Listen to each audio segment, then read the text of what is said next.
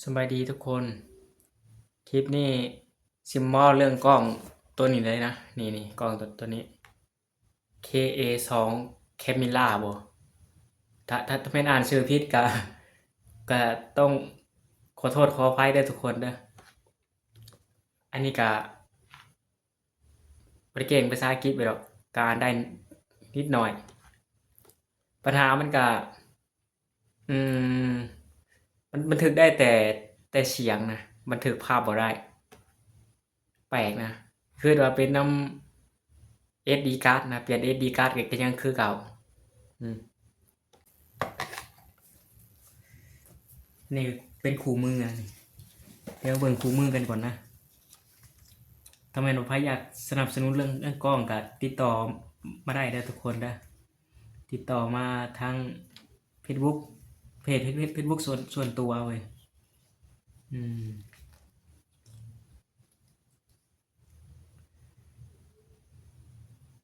นี่นะคู่มือเอาไปติดกับหมวกกันน็อกได้นะ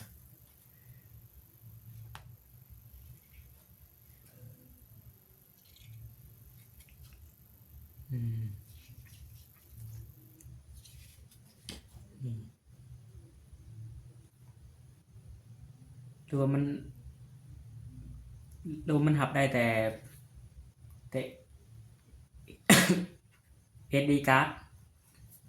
64 กิกก็ไปหรือบ่นะนี่ก็บ่แน่ใจไปนะเว้นนี่ก็เอาแม่ม8 กิกนะเอาลงใส่เบิ่งมันก็บันทึกได้แต่เสียงคือเก่านะบันทึกภาพบ่ได้อืมเอาเว้นก่อนครูมึงนี่ก็เป็นไม้นะอืม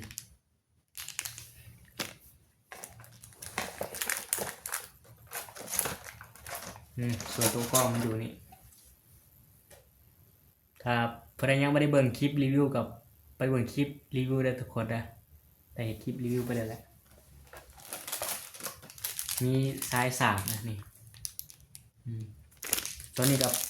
เป็นสายที่ว่าหัดกับหมวกกันน็อกนะ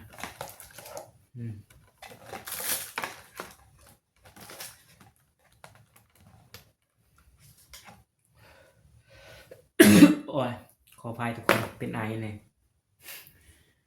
นี่แมมตัวนี้สั่งซื้อมาพร้อมกันกับกล้องตัวนี้เลยนะนี่แมมตัวนี้กล้องตัวนี้น่าสิหับได้แต่ SD card 64 กิกนะถ้าแมนใส่เกินกันไปกับมันน่าสิพอห้องหับนะมันก็สิใส่บ่ได้คือเก่ามีสายหอยอีกนะนี่นี่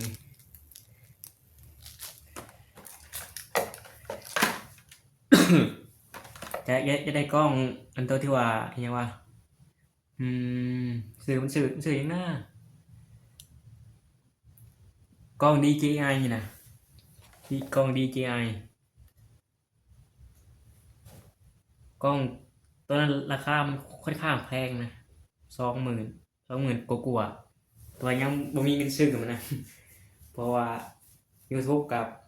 ยังมีคนติดตามหลายนะ